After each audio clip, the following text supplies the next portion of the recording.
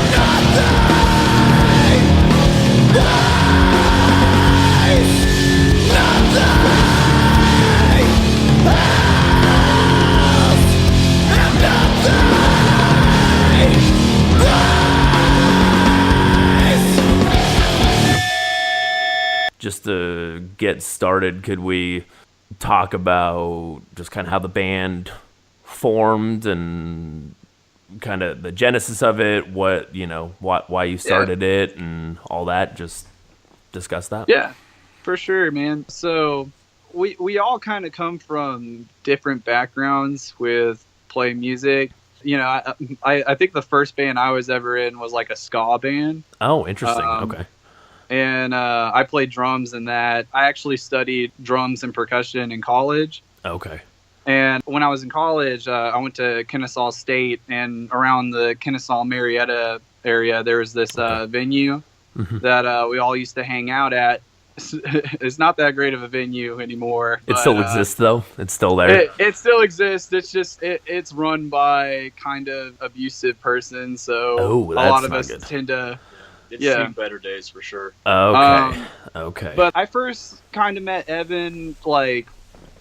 God, back in I saw his band back in 2012. He was in another band called She Came From Above. Okay. And that band's been around since how long? Probably since about 2004, 2005. Oh wow. Okay. And what's the now? Okay. What was the flavor of music or the style of that?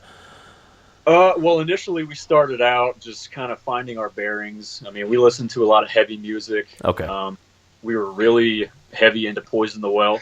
Okay. Okay. So we kind of took influence of that whole, melodic hardcore, clean singing, sure, harsh vocals. Okay. That kind of style, a little bit of double bass breakdowns. Yeah, we played that kind of style for a couple of years, probably about 4 years, and then a really good friend of mine, actually in another band with him, he started really getting into Nirvana, and he just kind of started going back with the music. Okay. And from the heavy, we still kind of kept our heavy roots, but we became a little bit grungier. Okay. More clean singing, but still very tone heavy. Sure. We essentially became alternative. Okay. I think that'd be a pretty accurate description of the style of music. From my perspective of listening to it, I was a major fan of his band, and it was very reminiscent of the Mars Volta and At the Drive-In. Sure. It definitely had those were some things that stuck out in my mind with it. So I saw his band. I didn't really know them, but I really enjoyed their music. And then a couple of years later, I hooked up with the other member in his band, Josh, and he and I tried to start a mathcore outfit. Sure. That was called Branches. And that was kind of short lived. It was me, Josh, and another friend named Esteban. Okay. And Josh eventually left due to some hardships, and then it was just me and Esteban trying to do a 2-piece mathcore thing for a while. It sounds like that could be pretty tough with just two folks, or is that It was a lot of fun. Okay, cool. Esteban didn't really have a whole lot of energy, so I tried to fill the gap with just being nuts on the drum set and just trying to fuck as much shit up as possible. Right. When that was kind of out of my comfort zone, because I am a pretty reserved person, but sure. But anyways, so me and Esteban tried to do that for as long as possible, but it grew kind of stagnant, and it started getting really stagnant around summer of last year, 2017. Okay. And me and Evan, he and I both being drummers, we used to meet up a lot. And we were just trade fours. Yeah. We were just both set up drums in the studio. And we would just jam and play whatever. I studied a lot of jazz in school, and Evan's heavily influenced by jazz drumming. Okay. So we would just set up and have some jazz or funk jams up in here. Okay. So that's how mine and Evan's friendship grew through that. And then when I was, explaining what was going on with Branches, that was the mathcore band I was in. That's when we started talking about, I'm a multi-instrumentalist. I've been playing guitar just as a hobby since I was in 5th grade. I never really had any gear or anything, but I just suggested to Evan, what if we started kind of something in that same vein, since I have a lot of material. It's just we're not going anywhere with it, and he agreed with it. So it was kind of the band that I always wanted to play in high school, because I mean, me listening to a lot of heavy and abrasive, caustic, as you put, that's a great word, by the way. Yeah.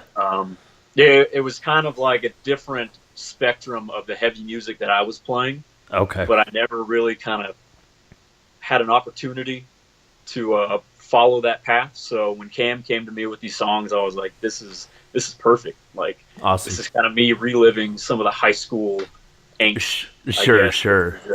Yeah. Passion for the music in general. So, sure. Thanks, Cam. Yeah.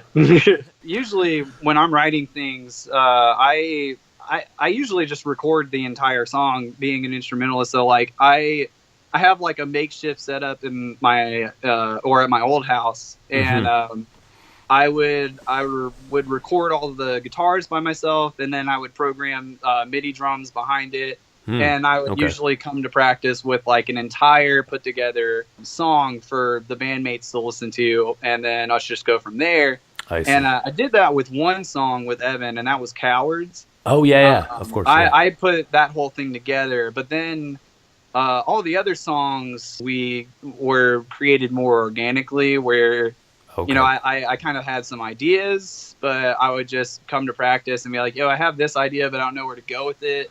And then we would just jam it out until it eventually became something else. Okay. And that's kind of just like, and that's kind of like you just had a riff or something like that, and you wanted to see how you could expand upon it with all the other instruments. Okay. And like, you know, sometimes we would start getting a whole song, and then I would just be like, dude, I would just want to scrap the whole thing, and I'd be like, no. We did that so many times, and he'd get pretty frustrated with it too. Sure. It was just like I would pause myself and just say for like 5 minutes, and like I would be like, no, that's like that's cool and all, but that's not what I want. And I see. Eventually, I would just like crank out something else that would somehow just fit. But yeah, that was how we pretty much wrote the EP. We wrote the EP like all summer long. Okay. And then we just record whatever we came up with. We would record with voice memos on the iPhone. Yeah. Okay. And we'd send them to each other. And then I just kept writing lyrics. And then eventually we booked a studio session. The guy we recorded with, Matt Washburn, was really cool. We just he recorded the first Mastodon album. Oh shit! Okay, yeah. And he also recorded the Norma Jean Me Without You split. Right. Okay. Sure. And so we there's a lot of other names out here, specifically like, you know, Matt Goldman at Glow in the Dark that we were interested in, but you know, some of those rates go pretty high. And, I can't. I'm like so out of the zone of what it costs per day or per hour to do that kind of stuff. I don't even know how that stuff works. But Evan probably can attest more to Glow in the Dark because his old band recorded a full length there. Oh, okay. It was over 10 grand. Easy. Oh, jeez. That is wow. Okay. Whereas with Matt, we just went 2 days. We went one Saturday, and then a week later we went to record for about 5 hours. Oh, nice. Okay. So we did about a day and a half of recording on the EP. And then the rest of it, he just mixed and mastered. And that was about like $900 altogether. Oh, shoot. Okay. Which is like a pretty good deal. Oh, yeah, especially for the quality of everything. Right. I was going to say, yeah, no, it sounds very professional grade. Like, I would have thought it would cost much more than that, just given some of the insights I've heard from other bands and how expensive some of their costs can be for just recording like a single track or whatever. But was the recording process, was there any, like, did he help shape the sound in any way? Because I've heard talk of some you know, audio engineers, sometimes they like help form the sound, or they kind of help inform aspects of it, just how, you know, just tonally or whatever. Did that happen at all? So like, yeah, I've definitely heard some stories about that as well. But with Matt, we would just go in and just play. And a lot of times after each take, like the most he would just say is, "Are you sure you want to do that way?" Yeah. Like if it was something he didn't feel right about, he would just always he would always play devil's advocate and say, "Are you sure? Are you sure you like that?" And that would always, like, you know, stir up. No, maybe we should do that. Yeah, exactly. He left enough creative control for us, but like Kim said, he also kind of played that devil's advocate. Like, you know, if one of my rim shots was a little farty. Sure. And obviously, like, I would know that because I'm pretty perfectionist when it comes to my tracking. Sure. You know, we would pretty much be on the same page with, okay, we're gonna do that again. And was that pretty helpful? Like, did it kind of give you bit of different?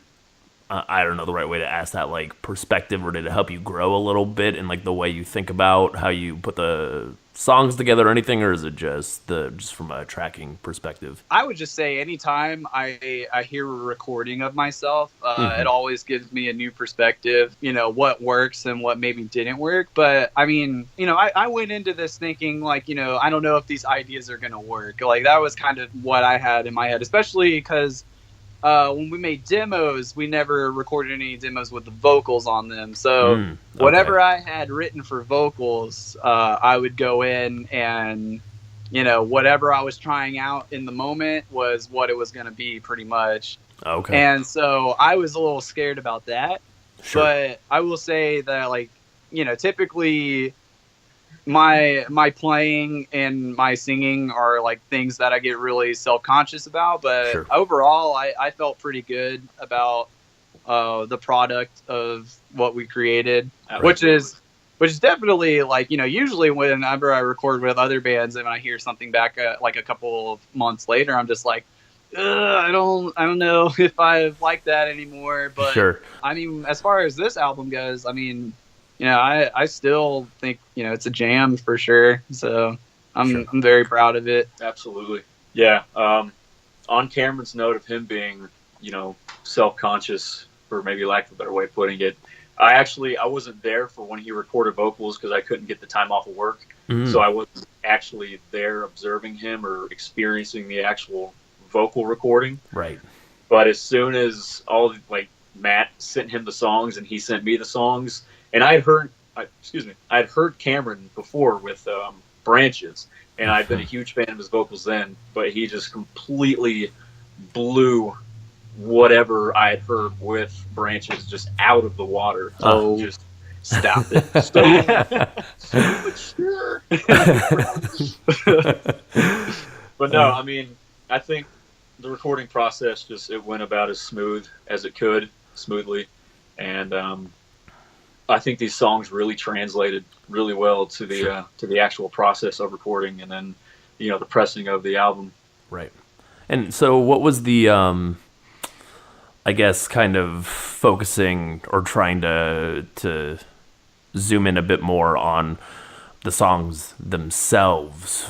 What was, I guess, kind of the feelings you were trying to, you know, to get out with these tracks, and like what kind of, like, what was kind of the, you know, the thing that was kind of gnawing at you that you wanted to get out in music and, you know, like writing the lyrics? Yeah. I really enjoy the lyrics and reading them. Thank you. And the way you can actually understand almost all the words you know, because there's so many bands you listen to them and you can seldom figure out what the hell they're saying because it's mixed weird, or they just, but the clarity of the lyrics, I think, makes the songs more impactful as a result. But I would say, so there's a lot that goes into this, but especially like just drama wise, but how do I put this? I don't even know where to start kind of with it, but I was in like a couple of different bands with just way before any of this came to fruition, and I had a huge falling out with a lot of my friends, and I don't talk to them anymore. Okay. And the way I think both parties handled it was just awful. I didn't handle it well. They didn't handle it well. It was just like, you know, total shit throwing at each other. And I mean, if anything, I just wish that it could have been handled better, and we could have talked it out better for sure. But for instance, there was a band that I played with at this venue that we were talking about earlier. I don't really want to name it, but and that's fair. Yeah, everybody who listens to this will know. Yeah. And I was in a band with the owner of that venue, and I often just felt like kind of the punchline of every joke. I felt like kind of like an easy target in the group. And I would just put up with it for, you know, the sake of, I don't know. I felt like at the time, this was kind of the only support system that I had. Sure. But when I started, soon after joining this band, I started dating my girlfriend. Right. And sometimes I feel like, when you're in a relationship, they can kind of help you see things that you weren't able to see before. Sure. And it kind of gave me this, feeling of, I guess, I don't want to say courage or whatever, to kind of stick up for myself, which is just something I'm a very passive person. Sure. So like any sort of conflict is usually something I stray away from. Okay. And with that, especially with this friend group, with this band I was in, especially with the friend group I had at this venue as well, I didn't see at first how really abusive the relationships were with all these people. Sure. And I kind of just decided one day that I really needed to just walk away from it, because it wasn't really helping me do anything. So I walked away from what seemed to be a huge support system, but what honestly is just like I just walked away from all this negativity in my life. Sure. But the thing is, though, I guess how this relates to the lyrics is, even walking away from that was really difficult. And I still kind of feel the pain that came along with that. And I also feel, I don't know, the internal conflict and torment that came with those abusive relationships. So it's just something I'm trying to deal with, between missing these friends, but also realizing this wasn't the healthiest relationship in the world. Right. So I guess that's why Shallow Graves kind of comes. That's why that's the title of it, is because I try so hard to push these feelings down and not really think about it so much, and I just want to move forward. But then sometimes the subtlest thing will remind me of these past relationships, and it just brings itself back up again. So that's one way to think about it. And then on top of that, before I met my girlfriend, I also was involved in some really crazy relationships with other girls, and and it was kind of the same deal. I would, make myself suffer if it meant having that support system in my life, which just, after just a long time of figuring all that stuff out, I just realized wasn't a healthy way to be friends with people. But since I've kind of left that group of friends and have made new friends, I've realized that I just enjoy having these friends more. I enjoy having Evan and Maurice as a support system, and I feel my girlfriend is also probably my strongest support system. For a whole lot of other reasons, but and I guess Shallow Graves was just a way for me to just finally put all that stuff to rest, and kind of realize, that shit's in the past. We have some good shit going on now, so let's just get this out of the way, write it down, whatever I got to do to just move on from this. And I think that was kind of a healthy way to just put it to rest. Okay. For sure. And is there, so putting that to rest, is that maybe an inane question, but are you, going forward, how do you think this will this change the sound and style of your music at all, or will it change the way you articulate lyrics and your feelings? Just, I don't know if that's the greatest way to ask that question, but no, I feel you for sure. So the thing is, I don't know whether you would say I'm a bit of an enigma or what, but I would say, especially as far as me and Maurice go, who's unfortunately not here, we aside from having those issues with friends in the past, I also, I suffer internally from anxiety. And I have bouts of depression here and there. So those feelings kind of stick around, unfortunately. But definitely writing about it is something that helps. So I would imagine, I've written a couple, we've written a few new songs. And, nice. Maurice and I have both been contributing to the lyrics. So kind of those themes of just depression and anxiety or paranoia kind of still come through the lyrics. Sure. But however, we did kind of decide going forward, though, that like as a way to try and be a little bit more subtle with it, we kind of have like a concept going on for this next album. Oh, okay. And once we get that squared away, I think that'll be kind of an interesting take on all these feelings that we have. Interesting. And is that going to be, are you going to do an EP, or are you planning on doing an LP for this? This will be an LP. Oh, nice. Okay. I think Sweet. we've decided we might take like one or two of the songs, and I think we talked about maybe making a kind of a split. Okay. With it, and maybe releasing a couple of songs, and then eventually releasing the entire LP. Right. But right now, our primary focus is, getting Shallow Graves out there. Yeah.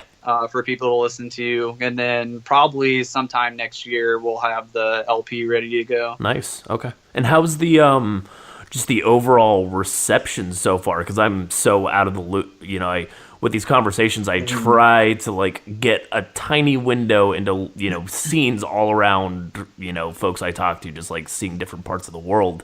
How has it been received locally versus on a more national scale, I guess? Have you seen Shallow Graves moving around just like on social media and stuff? I've been struggling with just marketing on social media platforms, especially because the algorithm is such a weird thing. Yeah, and especially Facebook has gotten insanely awful. Like, you have to pay. You have to just pay for anybody. It's insane. For instance, I just made a targeted ad to be spread throughout, like what I would think would go to like kind of the heavy metal communities in the Southeast. That's what my target was. Right. But for the post I made, it got a bunch of likes, which that's rad. Right. But after going through the profiles and looking at who liked it, it was just some of the weirdest things. A lot of it was like, middle-aged moms with like, the what do you call it? The what are the little Despicable Me characters as like their profile pictures? Oh no.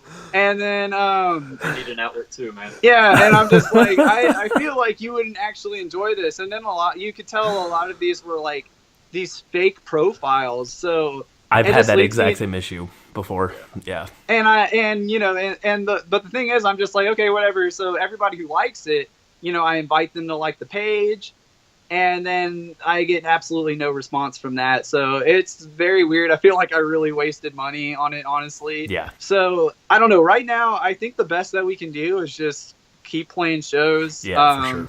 People who do hear it oftentimes have a lot of good things to say, which I think is cool. But it's been really hard to get the word out about it, no matter where you're posting it. I'm trying to keep up with just making posts here and there, but I also don't want to oversaturate it and annoy people. Yeah, no, it's really difficult to find that line. It's like one of the guys that I spoke with, he kind of said, you want to push it to where you think you're about to become annoying, but you have to promote a bunch. Mm-hmm. But if you think you're becoming annoying, then that's kind of like your threshold. But yeah, struggling with promoting stuff, that's always, especially with the algorithms, it's just, and there's so many platforms and just to keep up with. Yeah. I would say though that like one thing that gives me, a little bit of hope at least is just like, we haven't even been around like playing shows in about like we've only played 4 shows this year. Oh, okay. So there's still a lot of room to grow and to reach and to meet new people. So we're just any opportunities people want to give us around the community, we're totally open to try to give it a shot. Sure. And are you so I guess looking at your band, your sound, and the context of it's Marietta, Georgia, is that correct? We mostly play in Atlanta. Okay. But you know, I don't speak for everyone on this, but I decided, you know, I wanted to say that we're a Marietta band because we all live in Marietta. Sure. And even though there's not really like a big music scene out here, you know, when some people get kind of territorial when you do say like you're from Atlanta, but like, you know, people are like, oh, do you live in East Atlanta Village, or do you live, you know, in this particular spot? And then that's when you're like, oh yeah, no, we live in Marietta. It's like, oh, so you don't actually live in Atlanta then. So, and is that north of Atlanta, or where is that relative? It's about 20 minutes north. Okay. Marietta's actually a really big area, district, whatever you want to call it. Okay. So once if you get on the highway, like coming from Atlanta and you go north, like about 10 minutes in, you get to Marietta, and you're in Marietta on the highway for about 30 minutes. Okay. So it's a pretty big area. So I guess like with your sound, how do you see yourself like fitting in just some of the local music scenes? Are you guys relatively unique, or are there a lot of bands that are kind of in the same vein and style of music, or how is it for you? I would say the Atlanta DIY scene it's thriving. There's just a lot of diversity going on. Sure.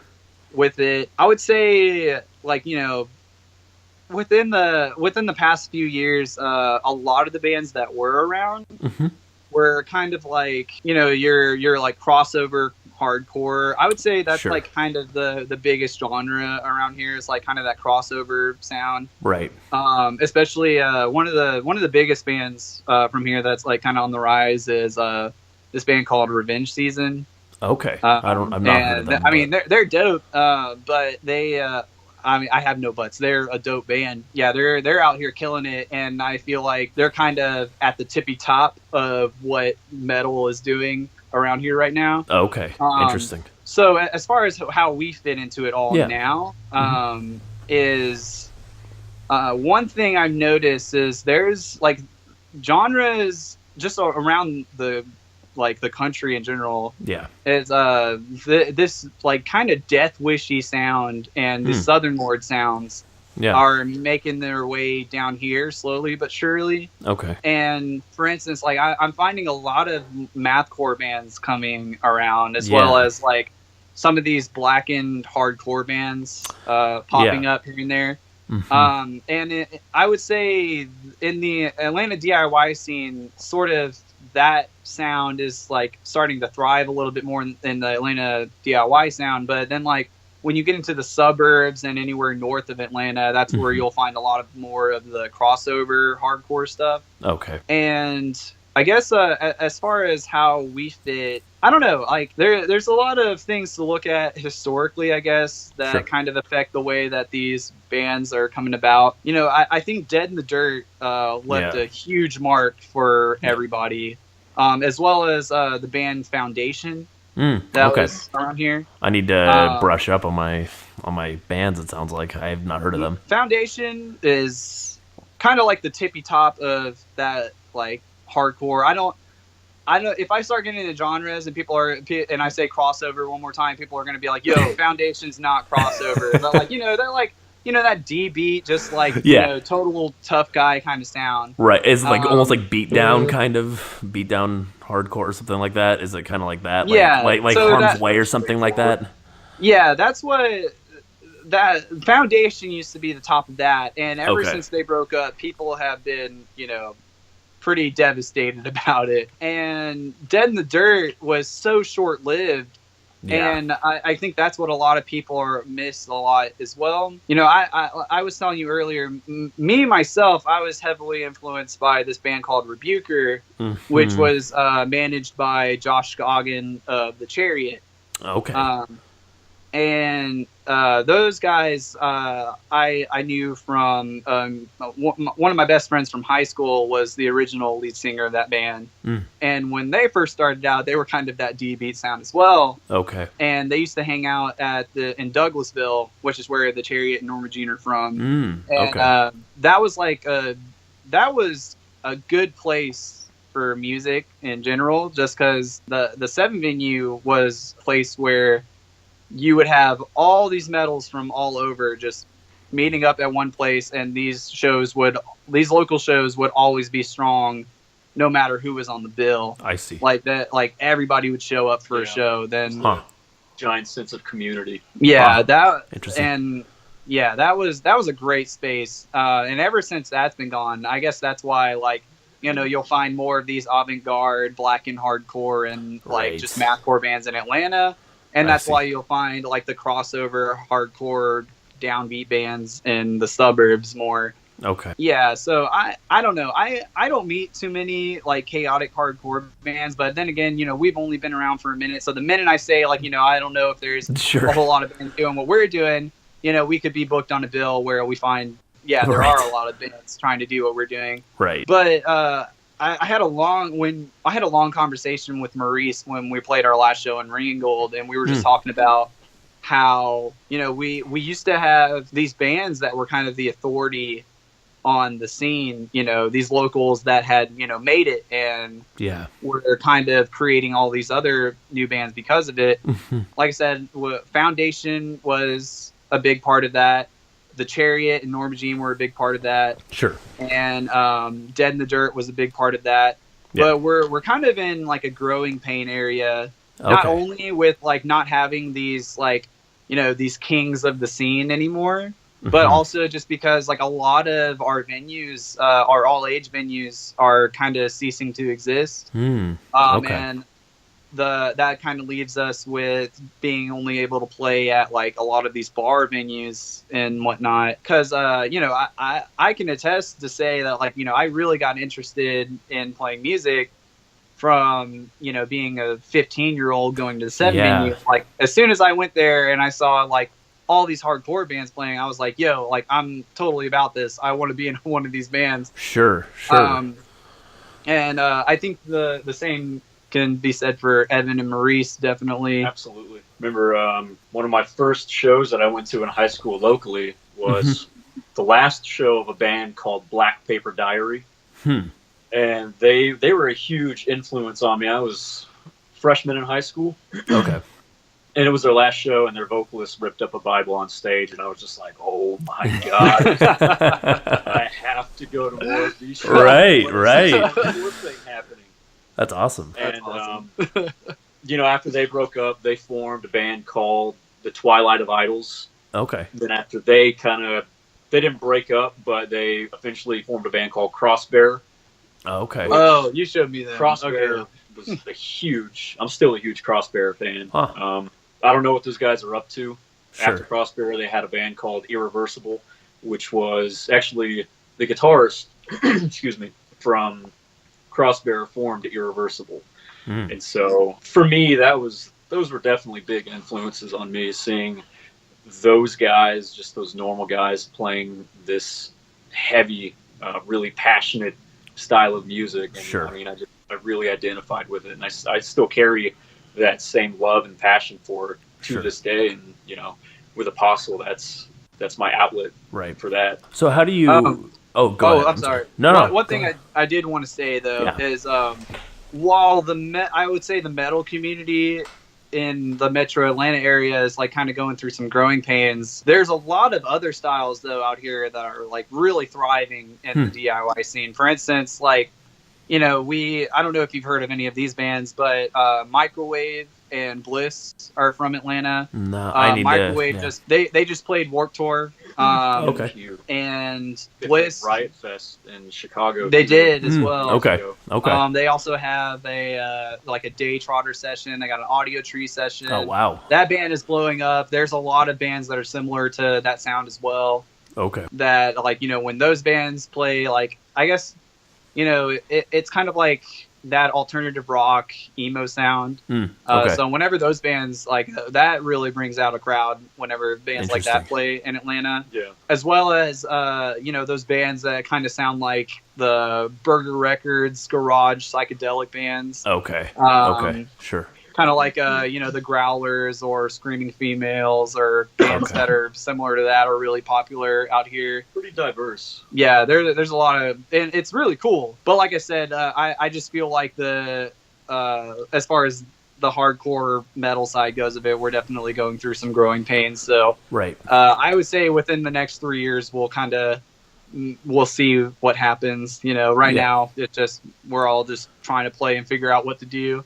And are you? I haven't. I just thought of this as you were discussing, and I don't know if this question is going to even make sense because, you know, I just thought of it. But like, have you seen with, you know, some of these kind of like these torchbearers, like some of like these large name bands, and then when they cease to exist or they break up, like, does that really leave? Like, how do you see that affecting your local scene? Does it create any sort of, I don't know how to ask the question, like when you have like just like those touchstone bands that really kind of define a sound and they disappear, like how do you like, from your perception, like how does that affect the overall music scene where you live, and like just I guess like the mentality and sentiments people have about the community, I guess, just kind of like coexisting? Well, I would say that when bands like these break up, it leaves a huge void for like probably a year or two. Okay. And usually, like, you know, a lot of these people just need time to like lick their wounds and be like, yo, like that band was sick. I wish that band was still around. Right. And then, you know, there are people who are really talented musicians that are really into that sound.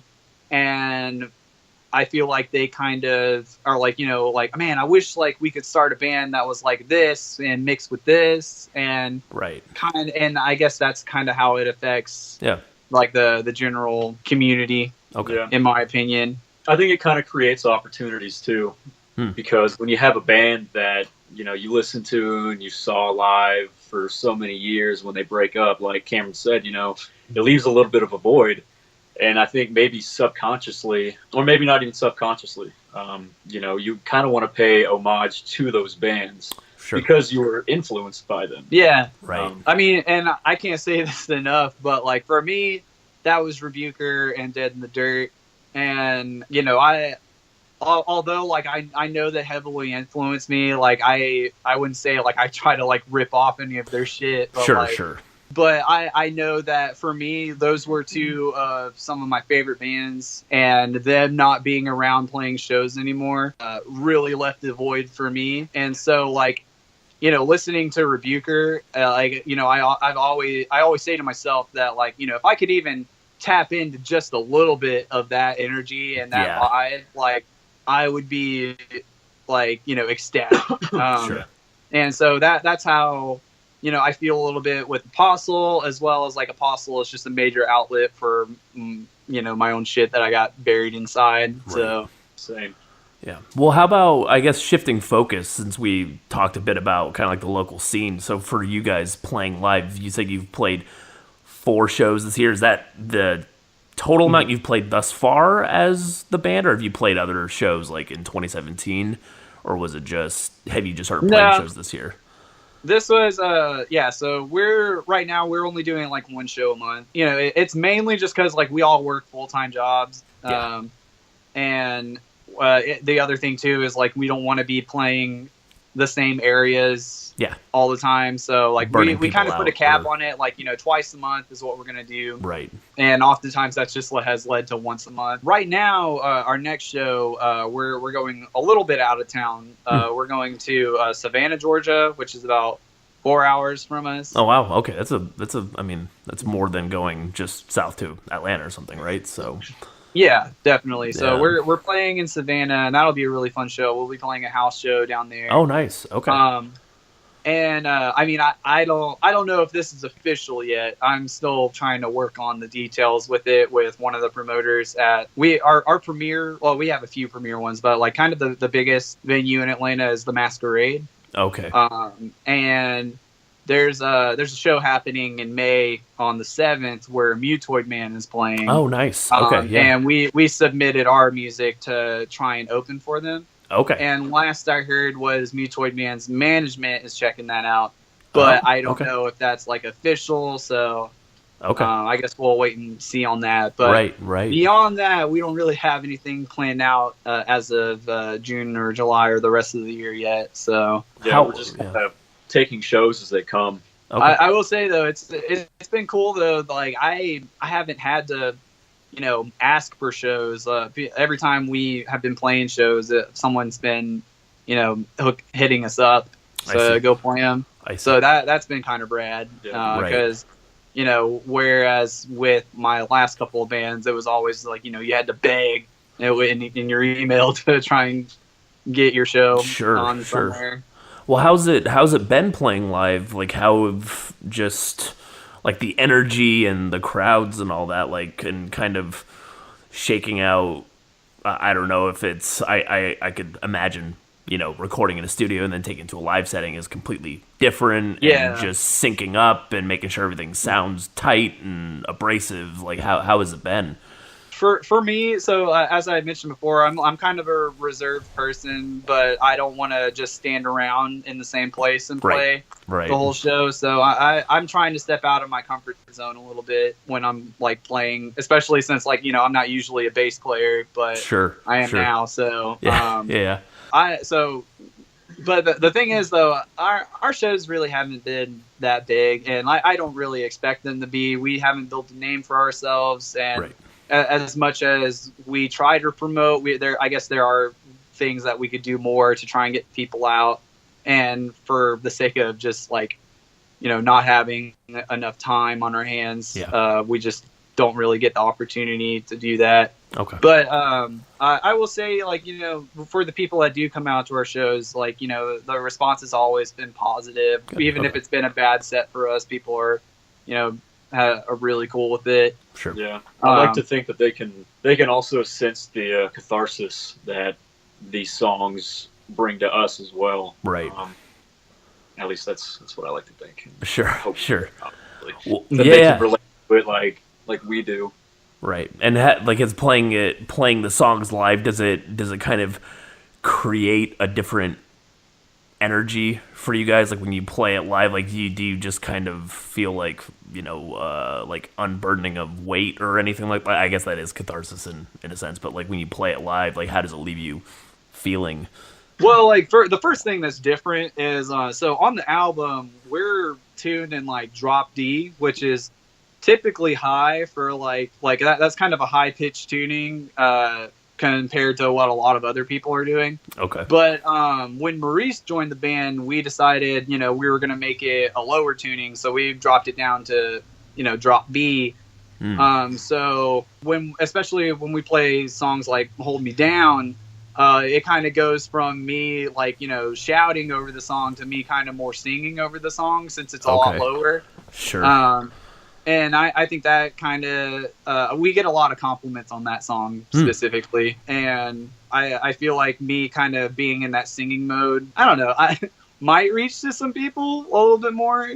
But yeah, as far as like building community with the audience, I'm just happy that people receive it well. Yeah. And even if it's just like, people just saying, hey, good set, like that still just means a lot. So yeah, of course. And how is I guess kind of talking about the sound overall. So you've touched on a bunch of influences and bands you really dig, but like how did you piece this sound together? Because the first couple tracks on the record, when I heard the like just kind of like the black metal bits, like I was like I don't know why I really love black metal. And just when I hear it, like, kind of interjected, like, I just found it to be a real interesting... Because you have, like, straight black and hardcore bands or whatever, but I just kind of like, like, just, like, the brief window, and it kind of creates a different atmosphere for that slight, 20 seconds. But just overall, like, how'd you, like, piece those sounds together? Yeah, man. So... For me, it stems back to a lot of things, but I guess the long story short is I was in jazz school. Yeah. And we were studying we were studying in jazz history about how some of these forefathers of jazz came about to creating their own styles. And I don't know if this really spoke to a lot of other people in the class or whenever I try to talk to other people about this, but for me, it really spoke like volumes to me that most of these key figures in jazz, specifically Louis Armstrong and Coltrane and a lot of other people, well, yeah, Ornette Coleman, definitely. Although, like, you know, some of these dudes were very methodical in the way they wrote, and like Coltrane was definitely a mathematician on a lot of shit too. But when it comes to like Louis Armstrong and a lot of these early dudes, they didn't really have like the skills of being able to read music, you know, whether it was due to the kind of poverty they were living in or the lack of education or whatnot. However, I mean, these dudes had access to radios, and they would literally play what they heard coming out of the radio and just somehow apply that into their own playing. Oh, interesting. So, you know, for me, like I said, I came from a background of ska, and then I eventually played in like some solo acts playing like folk punk music. Okay, interesting. And eventually I got to the point where, like, you know, I was asking myself, like, what is something I've always wanted to make? And with Branches, I really wanted to make, you know, kind of like this Norma Jean, Bless the Martyr sound. Okay. Mixed with like some doom metal sludge stuff. Okay. So what I ended up doing is, like, you know, I didn't know how to write that stuff. I didn't even really know how to play that stuff much. Sure. So I kind of took that idea of playing along to, like, you know, what you were hearing coming out of the radio. And what I would do is, like, with, you know, I would find my favorite tracks from Bless the Martyr. That's where I started. And I learned how to play Face Face and Memphis Will Be Laid to Waste. And I would just find the tabs on how to play those songs. And I would just, like, from just learning those two songs, and as well as, like, I learned a few Every Time I Die songs as well. Sure. I was able to, like, kind of figure out, okay, these are the shapes that these dudes are making. Like, I can kind of take this shape, move it around, and see if, like, I can find something that's appealing to me. And then, with Branches, just learning a couple of Every Time I Die songs and a couple of Norma Jean songs, I ended up being able to make a whole EP out of just, like, you know, some of the shapes that I had learned. And then, so when it comes to that, like, you know, black metal portion, I actually don't really listen to black metal too much. But what really influenced that particular soundscape for me was this band from France called Birds in Row. There's a guy I spoke to like months ago from Russia, and he's like, that band is the fucking shit, and I still haven't listened to them, but I know the name. So I saw them once, and this was it kind of goes full circle a little bit too. So the Chariot went on their farewell tour. And my friend's band Rebuker was given the opportunity to open for the Chariot. And then as well on that tour was Birds in Row. Okay. And, you know, as soon as I found out my friends were going on this tour, I immediately got the Atlanta ticket because I really wanted to see them. Right. And when I met up with them, we were just chatting and catching up, talking about, like, you know, how the tour was going and whatnot. One of my friends asked me, yo, so have you checked out Birds in Row? And I was like, no, I've never really checked them out. And he's like, I think you'll really enjoy them. So, you know, the first thing I hear is, like, you know, I had no idea about them, where they're from or anything, is, like, you know, they're sound checking. And, you know, the dudes are just speaking in French to the sound guy that they brought with them, which, like, you know, I don't know, at the time I was just, like, astonished because I was just like, yo, these dudes are speaking French. That's crazy. Yeah. And I was just like, and you could hear the sound of their guitars and the tunings they were in. And, like, while they were just sound checking, I immediately just knew, yo, this band is going to be heavy as shit. Right, so right. My friend Russell, who's in Rebuker, and he gave me the opportunity to stand on the side of the stage. Oh, nice. During actually the entire concert, which was so amazing. Yeah. And so I watched Birds in Row, their entire set, and I just immediately fell in love with it. I went to them afterwards and, you know, bought a shirt and a record from them. Right. A couple of years later, they came through town, and I was in Branches at the time, and one of the promoters reached out to me and he said, hey, we had a band drop on this bill. Do you want to open for Birds in Row? But at the time, my friend Esteban had broken his femur bone. Oh, shit. And he and I were a two-piece.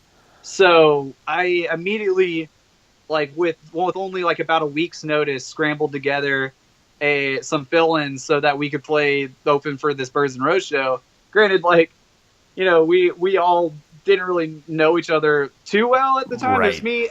I filled in on guitar since Esteban couldn't be there, and then Evan played drums, and then our friend Connor, who's in Maya Bitch and Ladybird, played bass.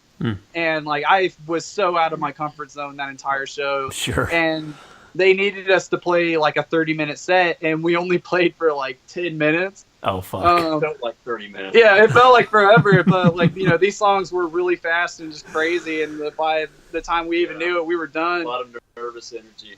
One thing that we did to try and fill some time was we covered an Electric Wizard song. Oh, nice. And okay. we just we jammed Funeralopolis for what felt like the entire 8 minutes, but I guess we only played for like 2 minutes before we got bored with it. Oh my gosh. And it was really funny. They ended up having to get like some comedian to come in to fill in the rest of the space that we left. Really? And it was so bad. Like, these jokes were just incredibly distasteful. Oh my god. And Dan Smith from Listener was there too. And he was just, I remember him like watching the entire thing, but kind of just shaking his head in disapproval. Oh my gosh.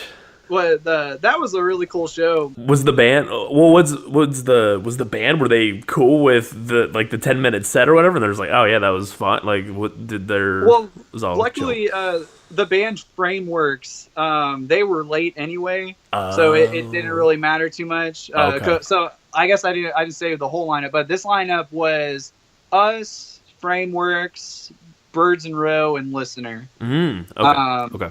And they were those three bands were on tour together. Okay. But to get back to that black metal portion. Right. So if you ever check out Birds and Row, I need one of the things that I think is really unique about them is, like, you know, they're kind of like this avant-garde hardcore, or like black and hardcore, whatever you want to call it. Sure. They have a really intriguing sound, and one of the things I noticed right off the top of my head was, like, you know, instead of just playing, you know, your standard power chords, they often play a lot of chords that have like these really thick thirds and sevenths in them. Okay. Like kind of like these jazz chords almost, but they're really dark and diminished sounding. Minor keys. And they all kind of voice lead together as well. So, and if when Rebuker played with them, Rebuker had just released an EP, and that first EP sounded like pretty much like the Chariot. Okay. And then later on, they ended up releasing an LP.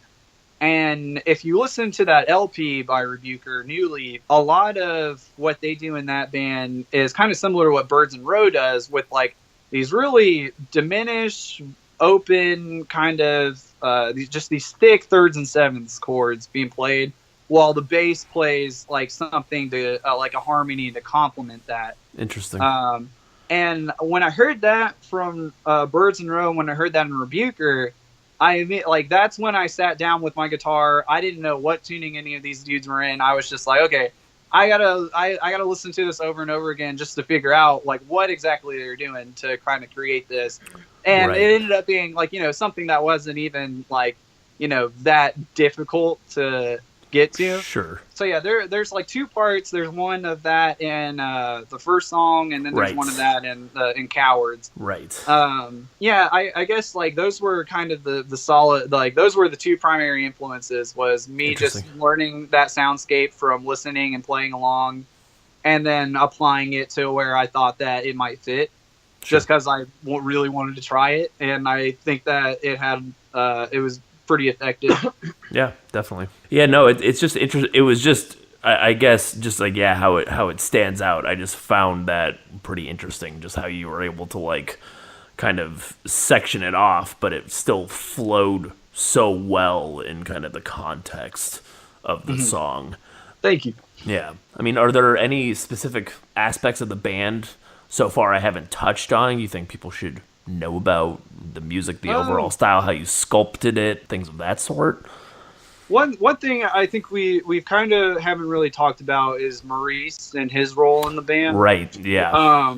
And I wish he could be here so he Likewise. could talk about it. But I'll do my best to kind of explain all that. So yeah. I've known Maurice for about I guess 2 or 3 years now. Okay. So kind of like how we talked about earlier about these bands breaking up and kind of leaving a void. Yeah. However, I found when Rebuker and, well, I can't say Dead in the Dirt because I didn't really know Dead in the Dirt until I met Maurice and Connor. But when Rebuker and the Chariot were gone and they broke up, I was more upset about Rebuker being gone than I was the Chariot. Yes. Maurice, I took solace in his band Ladybird, and they had a lot of traction going on for a while. They were in my opinion, I felt like they were, as you would say, the torch runner of kind of the sound that I guess the blackened hardcore mathcore aspect of the Atlanta DIY scene. Sure. They gained a really good following too, especially when they released their latest release last year. I think it's called I Feel Nothing, I Exist Nowhere. They sold out one of the best venues out here, 529, which is a huge accomplishment. But they sadly kind of, I wouldn't say they're broken up, but they're not as active anymore. Unfortunately, they're playing one show this year, and that's about it. Wow. And it's mainly because their guitarist moved up north to be a luthier. Okay. And then Connor, the bassist and kind of I don't know if you want to say patriarch of that band or whatever, ended up joining Maevich and has kind of focused all of his time on that. Okay. But yeah, so I really latched on to Ladybird, and I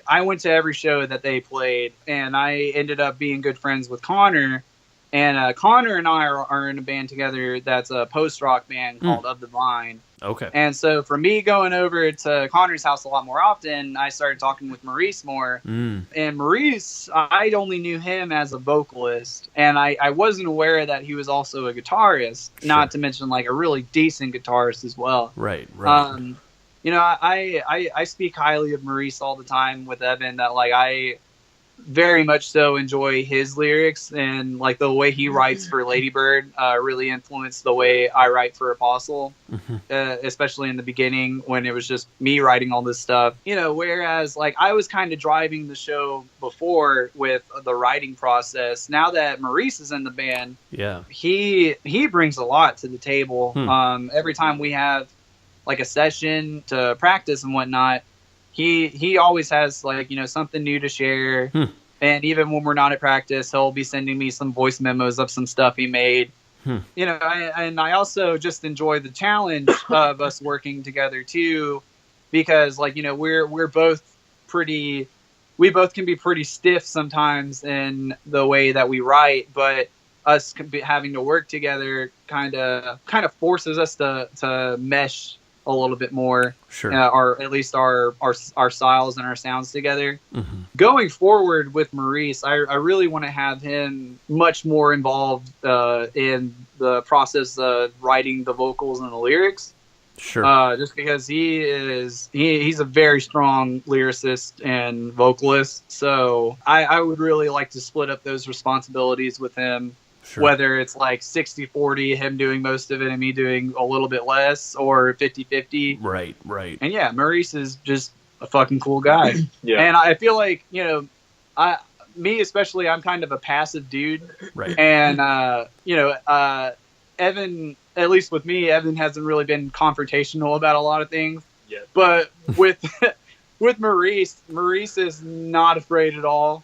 To just lay it out and just say... To just lay it out and He does it in this way, though, to where it's just it's completely hilarious. Yeah. Really? Completely genuine and hilarious. He'll crack jokes, but the overall, it's just oh yeah, man, you're right. I never thought of it like that before. Let's try that. Okay. Very, very sound voice of reason. I see. Very He's a very good guy. And is it the case, just to make sure I have my thoughts on this correct? Maurice, he didn't really write any of the riffs on your EP, correct? So that was all just Maurice you? wasn't. Yeah, sorry, Maurice wasn't involved in it at all. Really, it was just me and Evan on the EP.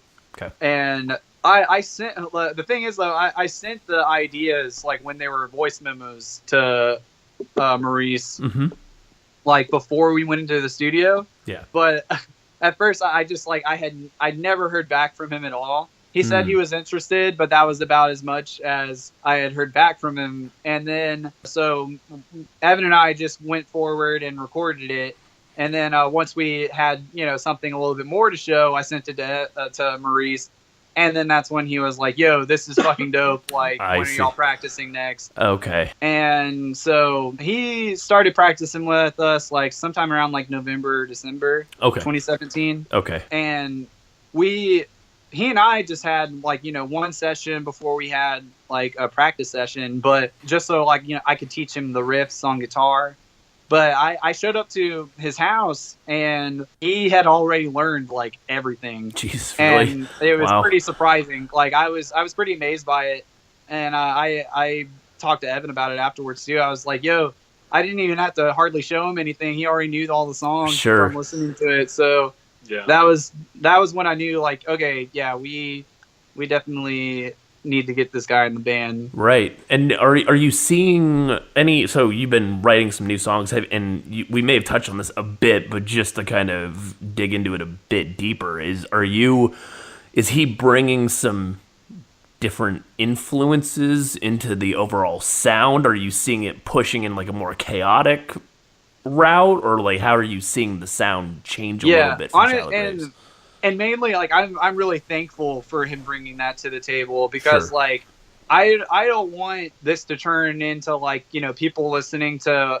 I feel like if we wrote an LP and it was just me and Evan writing again, I honestly feel like people would listen to it and be like, yo, I can tell you listen to a lot of Every Time I Die and Dead in the Dirt. But with Maurice, he brings, like, a lot of different atmospheres. Like, whereas, like, a song we're working on right now is a bit more post-metal than anything. Interesting. Okay. Like kind of like in this old man gloom vein. Nice. I would say mixed with like, but also mixed with like that chaotic stuff of like, I don't know if you want to go into Converge or like No Omega. Sure. Those kind of things. Okay. And the thing with me though, like I used to be very stubborn about what I was listening to in my own playlist. And I would just narrow it down to like, okay, these are, the 3 bands or 4 bands that I'm listening to right now that are kind of defining my own sound is like a mesh of these things. And then with Evan and Maurice, though, like they kind of opened up my mind to like this whole other spectrum of metal that I was completely unaware of that existed. I see. For instance, like there was this huge this list that they all sent me, and this mass list and a text that we all started sending each other stuff to listen to, and I'm still trying to get through it. But just listening to these bands, like Maurice is really into Iron Lung and Iron Gag. And I think of those bands, and then he's really into Primitive Man as well. I fucking love those guys.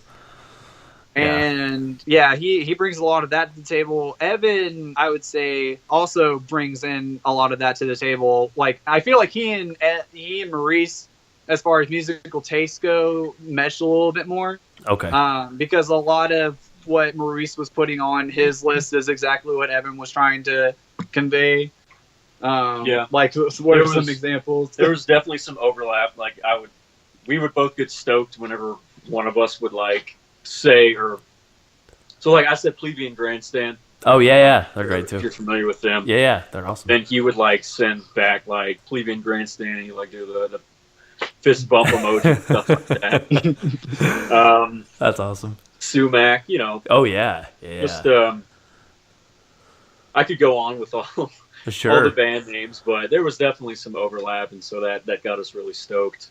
And the joke with a lot of my friends that are in the metal community is just like I'm such a noob to this other side of like metal, and like I'll just be finding out about these bands like Old Man Gloom or something like that, and they'll be like, "How have you gone this long and never listened to Old Man Gloom?" It was on the list, and then I saw Cameron post a link on Facebook a couple of weeks ago, and I had to comment on it. I'm like, and I tagged Maurice in the comment. I was like, "Dude, didn't we just talk about this?" And then like same thing happened. Like everybody roasted me when I first heard Baptist for the first time. Yeah. Which that was new. I mean, to be honest, I didn't start listening to Converge until about like a year or two ago. You'll eventually get into it. The thing is, like, when I was in high school, like, you know, like me and my friend group, we all were really into Every Time I Die and Norma Jean. Right. But everybody would always roast Converge. So like I had never even listened to them. It was just that they roasted them all the time. Yeah. So I just never gave them a chance because like I already had like,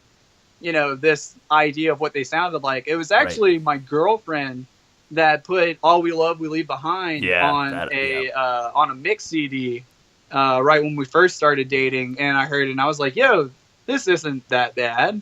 Yeah. And then eventually I followed them on Facebook, and like a couple of months later, they released "You Fail Me" Redux. Oh yeah. And I listened to that, and then I was like, "Yo, I'm fucking sold. This is my new favorite band." Right. And then later that year, or this past December, I saw them at the Masquerade. Oh, nice. On that East Coast tour. Yeah. So that was insane. Oh, that's awesome. Yeah, no, I remember that fondly too. I saw them live. Converge, and I remember the people in the crowd actually like booed them because they were playing with Death Clock, and people were like, "What the fuck is this garbage? Fuck you!" And then I hated them at that moment, and then like a couple years later, I'm like, "Why did I write these guys off?" And they're my favorite band. Like still, they've been my favorite band for like they're still 5-7 years. Yeah, I love them. And that's so funny though that you say that, because my friend Esteban. Yeah, he and his then girlfriend were at that show. Oh, and like they had they were the Atlanta show of that, and they had the exact same story that like people were booing Converge off the stage at the I think it was Death Clock and Mastodon. Yeah, it was Death Clock and Mastodon. They really didn't like the aesthetic. Like I don't know, like they just seemed. I mean, at the time they just seemed out of place, but now I don't know what. Yeah, it's. It's good to hear that it wasn't just at the venue, and the people at the venue I went to weren't just. It's good to hear that the venue I was at wasn't just full of total shitheads, and that it was elsewhere in the country. And Esteban and his girlfriend, they were both really into Converge at the time, so they were just really confused about what was going on. Yeah. And but I think they remember saying that like Jacob Bannon was just shouting back at them like, you know, joke's on you, you fucking paid to be here, so if you hate it, it's like your fault. Yeah. No, and I don't know if like back then if they were. I think that was around the time they released Axe to Fall. I believe that was about then. I don't have much perspective on how large of a following they had, because they seem to have a lot more. I mean, maybe it's just because I'm more in tune with it, but you know, the shows that I've gone and seen them like in the last few months, and they sold out that show, and it's like, you know, people seem to have a lot of. I mean, they're very well respected, but just thinking back, it's like I wonder what happened between those years. I think the problem was that they were ahead of their time. Oh yeah. Like that's what I think that's what the conflict was. It's just like people didn't get it. They didn't get why Jacob Bannon sounded like a dying whale. Right. They just like they just didn't get it. It was just like this really huge concept that these four geniuses created that was just going over people's heads, and people didn't like it. Yeah. But now that like they see what like they listen to this music in depth, people are finally starting to figure out, yo, like this band is fucking awesome. Yeah. Yeah. I think a lot of it might have had to do, and I hope I'm not speaking on behalf of the band, but you know, when they released Jane Doe. Yeah. Jane Doe just blew everything away. Yep. Everybody's conceptions of what heavy music could be. Yep. Mine especially, because I remember I discovered that album when I was like a freshman, sophomore in high school, like 2001. Right. I wasn't. Well, I don't want to date myself, but but yeah. And so after they released Jane Doe, they did You Fail Me, which Right. again, another brilliant record. Right. I think I think some of the fans they probably didn't understand the step that they were taking. Sure. Because, whereas Jane Doe is just straight up metallic. Oh, yeah. You Fail Me is a lot more raw. Right. In a certain sense. Right. And I think people were just, so stoked on Jane Doe that they didn't want to evolve with the band. I see. Yeah. And, same thing with, No Heroes, which another great record. Right. Pretty much everything they've done since Jane Doe has just been in the same vein that, sound-wise, that You Fail Me has been, but they just keep maturing and maturing. Right. So, and that's just my take on it. I think now that like everybody's kind of on the same page with Converge, they're doing so well now, and The Dusk in Us was so amazing. Yes. And everybody when I saw them at the Masquerade, the venue was so full, and everybody was crowd surfing. Yep. Everybody was screaming every single word back to them the whole time. Right. So it makes me really happy to see, that this band is finally getting the recognition that they deserve. Absolutely. Yeah, especially with just Jacob Bannon as a frontman. Like, he just has such a charisma and stage presence that I almost never see that in any band. I mean, I go to a decent number of shows, but he just has a presence. Like, I don't know. He just seems always like so in the moment and stoked to be there with everybody. And I don't know. It just feels so genuine when you see him live. Like, I don't know how to describe it beyond that. He was talking to the audience and stuff the whole time too, like in between songs, and like it just felt so personal, and it was just some really wholesome content the whole time. And it seems like that's also been pouring out more. It seems like he's kind of been, because like when I first saw them way back, if I remember correctly, like he wasn't really talking to. I mean, people were booing, so that probably made him not want to talk as much. But each time I've seen them, he seems like he's kind of opening himself up more and more. I mean, at least that's kind of a small evolution I've seen, or a small progress I've seen in his onstage persona. But I usually just ask people if they have any bands that they want, like, if you like, just to kind of keep information flowing about like cool bands to keep people in the loop about, and just kind of keep the music scene flowing. I know you've talked at length about a handful of bands, but are there some you recommend? One band I didn't mention that's really killing it out here right now is this. They're like a 7-piece mathcore outfit. They're called the Callous Dow Boys.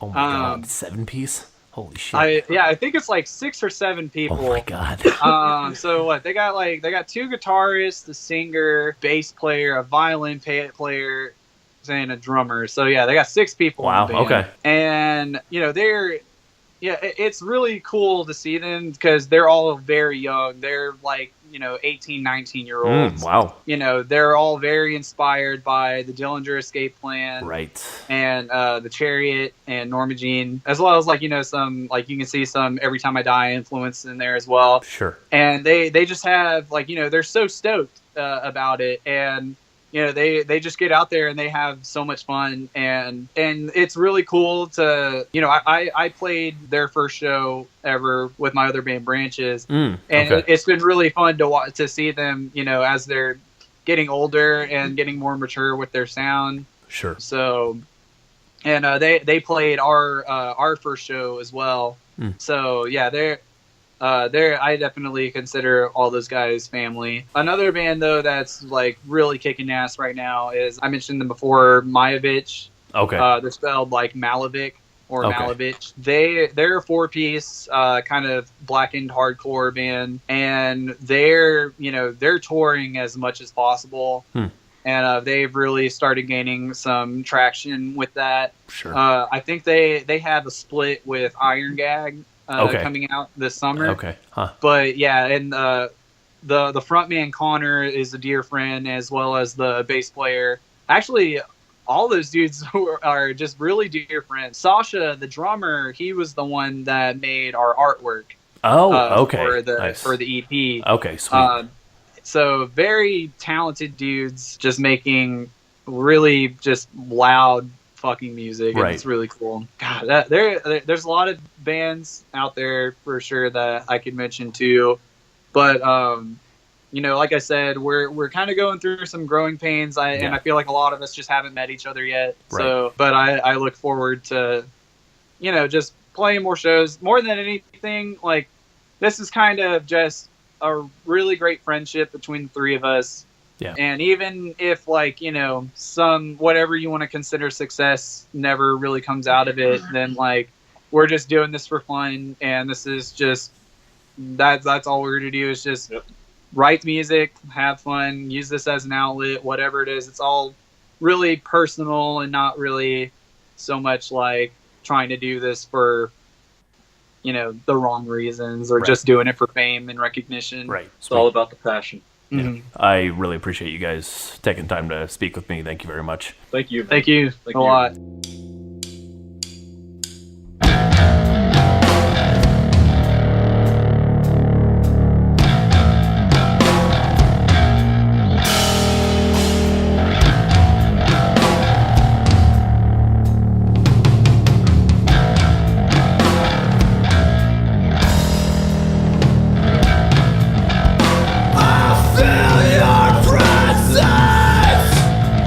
But there's nothing behind.